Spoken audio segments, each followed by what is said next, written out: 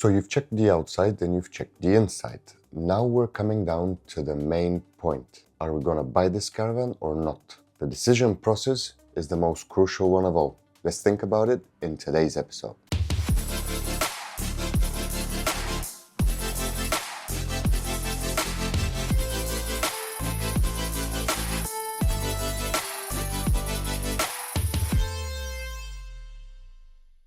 Hello again, friends, and welcome to the Caravan Doctor, the one stop you want to visit before you go and purchase your new second-hand caravan. What are we going to talk about today is the conclusion of all our inspections and our thinking process before we go in and give your money for your next caravan. So if we've ended up here, we already know the condition of the caravan we're looking, but we just need to clarify and classify that condition into sort of three groups, so it makes it easy for us to distinguish what is going to be our next move. Number one, if the condition of the caravan is good, that is the most easy out of the three. We just decide that we're going to take it and we actually purchase it. Number two, if the condition of the caravan is fairly okay, we need to stop and think seriously for a minute. Does this caravan deserve our money, first of all, and also does it deserve our time afterwards to make it better before we actually use it? So this is a crucial point where we have to decide, do we want to actually go and proceed forward with this purchase, or is it not worth it? That falls down to the individual person, which takes the decision upon his own skills and time that he's got available to work on this caravan. This will determine the outcome in this position. And lastly, number three, which is bad. These are the caravans that I think most of you actually do not want to deal with. They're in not pleasant condition.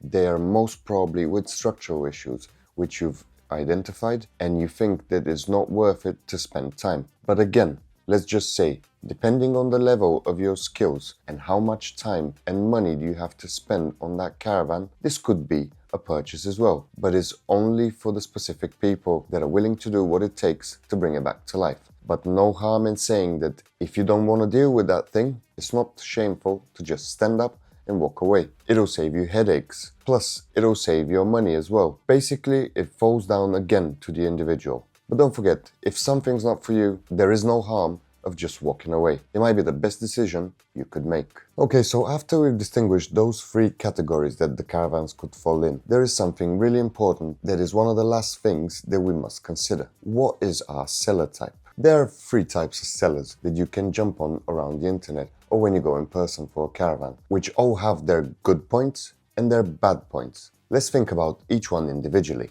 The private seller is probably one of the options I would recommend you to go to, but you have to be really careful with them as well. Usually caravans that have had good homes over the years have really pleasant people to deal with. They just are moving on to their next caravan. That's why the old one is getting passed on to someone else that wants to try caravanning out. This usually means that you will have a good condition in the caravan, nice and tidy, clean, with the majority of the stuff operating as they should be. And again, a good private seller will not hesitate to tell you that there is some slight issues with the caravan. As I've said previously, you want to know if there's actually issues that you need to look at, not just dust getting thrown in your eyes to say how beautiful and without any problems the caravan is. Another thing about the private sellers is the amount of paperwork and documentation they would be able to have and provide to you to see what sort of checks and works has been done to the caravan over the years. This, in my opinion, is a very good point where you're gonna get maximum amount of information that you could base your decision on. And also, let's not miss the fact that you're actually going to the person's house, which makes it even better for you to get a feel of what the caravan would actually be while seeing its previous owner. But that is only the first of the three types. Next one is the trader is our second type of seller today. These people in the majority usually have a good intention. They don't want to sell you something bad, but you do get the people that are just trying to cover up places in the caravan that are hiding different problems. That being said, how do usually the traders operate? They either go around to different campsites or put adverts on the internet where they say, we will buy your caravan for cash. After they purchase your old caravan, they then take it into their possession, have a good look around it, try and fix if there's anything that needs fixing with the least amount of money and time involved in there, and afterwards put it back on the market so they can make a little bit of profit. Like I said, a lot of the people would not sell you rubbish, but you have to be on the lookout for any hidden problems, because in my experience I've been around and seen caravans that look magnificent on the outside. And you would say, oh yeah, I would definitely go for something like that. But as soon as you walk inside, and a trained eye will straight away notice that there's issues in the corners or in the fronts, especially in the bathrooms. Things that I've already shown you in the previous 2 episodes. You just need to be very vigilant about them. Also with the traders, there's a good chance that you'll have the majority of the paperwork that comes with the caravan. Maybe some sort of partial history of who owned it, how many people have owned it over the years, what works has it had done to it. But that is not a definite. You would be lucky if you find something like that. And the most important thing for the traders, you need to be careful of how they approach you. Are they actually pushing you? Do they want you to make the decision quick about your purchase? Or are they going to give you enough time for you to walk around? This will all give you little hints that will again help you to decide in the end, how do you want to proceed? Either purchase or just walk away. And finally, the third categories are the dealers. These are usually places where you wouldn't think that you'll go and buy a second-hand caravan, would you?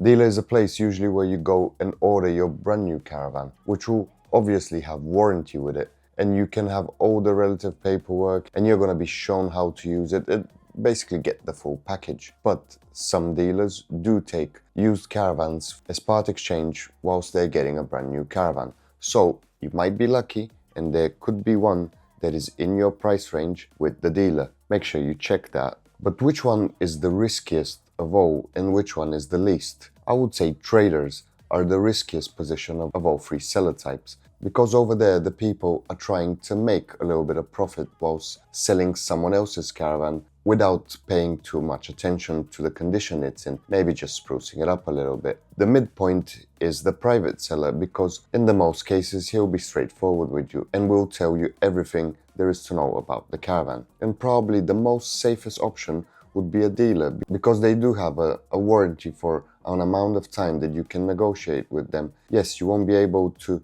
save a lot on your price, but you would know that your caravan will come equipped with everything that you need to have to operate it. And also the habitat checks and the equipment checks would have been done in an approved workshop where people that deal with caravans daily would have looked all the components and will assure you that there are no problems that you need to be worried about. So these are the 3 options that you have for sellers. But let's just not forget that the seller does not remove the risk. The condition of the caravan does. Hence why, do the checks yourself and make sure that you're happy with the condition of the caravan. But what is actually the real rule when buying a caravan? I would say it is not to buy with emotion. Yes, I know that a lot of you would say, but I like the caravan. It's exactly what I need.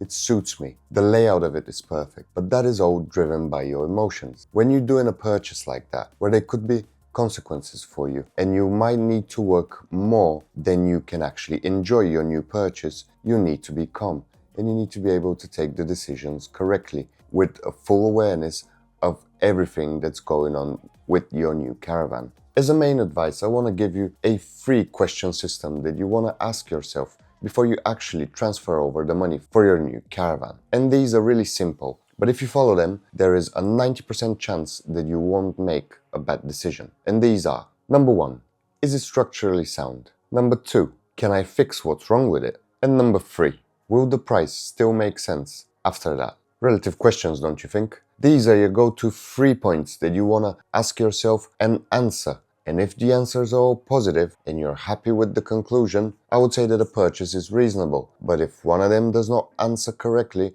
or it doesn't feel right to you, better off stop and walk away. This way you will definitely save yourself headaches. And just to summarize, if you understand all this, you would not need luck. Trust me, you will only make better decisions. Because after checking the caravan externally, then internally, and answering the 3 main questions that you need to ask yourself, your decision would be the best possible that you could make. But if you don't feel comfortable performing all the checks, and you would like a second opinion before you purchase your next caravan, I help people take that decision and give them my personal opinion and feel of the caravan. If you want to know more, the information will be down in the description. Thank you very much for joining me today, and I hope all you enthusiasts save these 3 videos as your guide before purchasing your next second-hand caravan. But for more interesting tips and tricks, repairs, and other interesting projects, stay tuned, and I'll see you in the next one.